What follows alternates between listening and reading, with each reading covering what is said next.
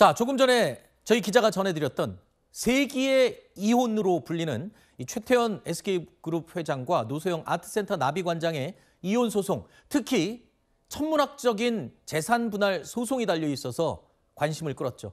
지난 5월에 있었던 2심에서 무려 1조 3,800억 원이라는 그야말로 어마어마한 금액의 재산 분할 판결이 나왔죠.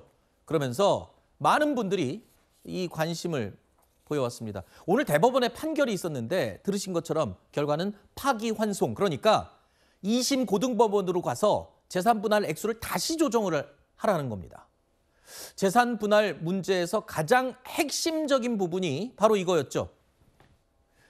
노태우 전 대통령이 마련했던 비자금 300억 원이었습니다. 이 비자금이 SK그룹으로 흘러 들어가면서 이게 2심에서는요. 이 비자금이 인정이 된 겁니다. 이 비자금을 토대로 SK그룹을 일으켜 세우고 확장하는 데 도움을 줬다. 이렇게 2심에서는 판결을 한 거였죠. 이런 천문학적인 액수의 재산 분할 판결이 글쎄요. 2심에서 과연 1조 3,800억 원을 진짜로 분할하는 건가 싶었는데 핵심은 아까 들은 것처럼 이겁니다. 그러니까 비자금 300억 원이 들어갔다고 해서 그거는 불법적인 돈이다. 그러니까 기여도도 낮아진다. 이게 결론 맞나요? 그렇죠. 대법원에서는 지금 이 노태우 전 대통령이 선경 측에 전달한 것으로 알려져 있는 이 300억 원의 자금이 실제 전달됐는지 안 전달됐는지는 판단하지 않았습니다. 네. 다만 만약 이 비자금이 전달이 됐다고 해도 이거는 불법적으로 마련한 자금이기 때문에 이를 기초로 해서 노소영 관장의 이 가정의 재산 유지 형성에 기여도를 인정해 줄 수는 없다는 논리를 내세운 겁니다. 네. 그러니까 불법적으로 마련한 그 비자금의 성격을 놓고 봤을 때 우리가 도박에 쓸 돈인 걸 뻔히 알면서도 도박 자금을 빌려준 경우 이걸 불법 원인 급여라고 해서 다시 돌려받을 수 없는 그 민법 조항이 있거든요. 네. 이에 확장해 보건대 지금 노소영 관장이 그 비자금을 돌려달라고 요청한 것은 아니지만 그 비자금이 불법적임에도 그 기여도를 인정해서 재산 분할을 해달라는 주장은 받아들일 수 없다는 것이 대법원의 판단입니다. 하지만 그 300억 원에 대한 거는 불법적인 돈이었기 때문에 인정을 기여도로 하지 않지만 나머지 부분은 또 인정이 되는 거잖아요.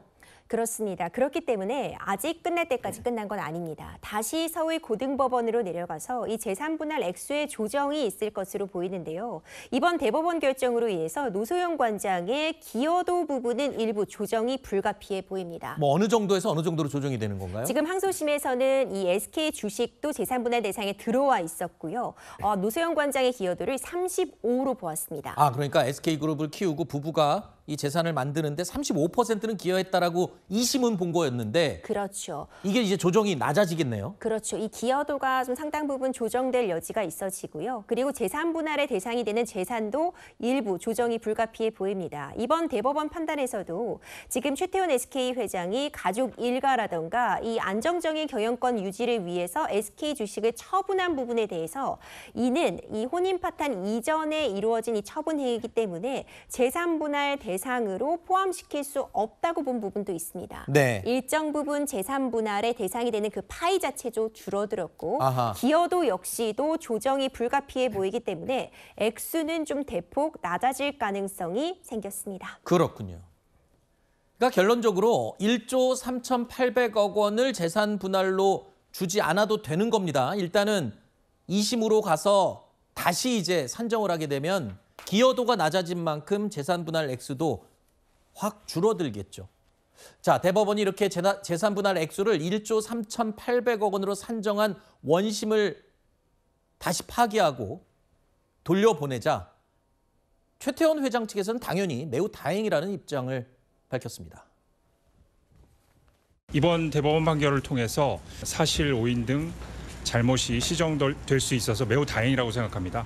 항소심 판결의 배경 내지 큰 이유로 작용했던 SK그룹이 노태우 정권의 불법 비자금이나 지원 등을 통해서 성장했다는 그런 부분에 대해서 대법원이 명확하게 그것을 부부 공동재산의 기여로 인정한 것은 잘못이라고 선언했다는 점에서 큰 의미가 있다고 생각합니다.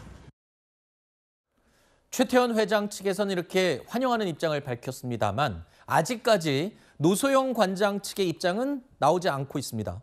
파기환송인 만큼 아직 결과가 완전히 뒤집혔다라는 표현은 성급할 것 같습니다. 하지만 지난해 2심 재판 전후와는 기류가 달라진 건 분명하죠. 비록 잃어버린 시간과 가정이 되돌릴 수는 없겠지만 이 사건을 계기로 해서 가정의 가치와 사회 정의가 설 수 있는 그런 계기가 되었으면 하는 바람입니다. SK의 성장이 불법적인 비자금을 통해서 이루어졌다. 제6공화국의 후광으로 SK의 역사가 전부 부정당하고 후광으로 사업을 키웠다라는 판결의 내용이 존재하고 있습니다. 이는 사실이 아닙니다. 이를 바로잡고자 저는 상고를 택하지 않을 수가 없었습니다.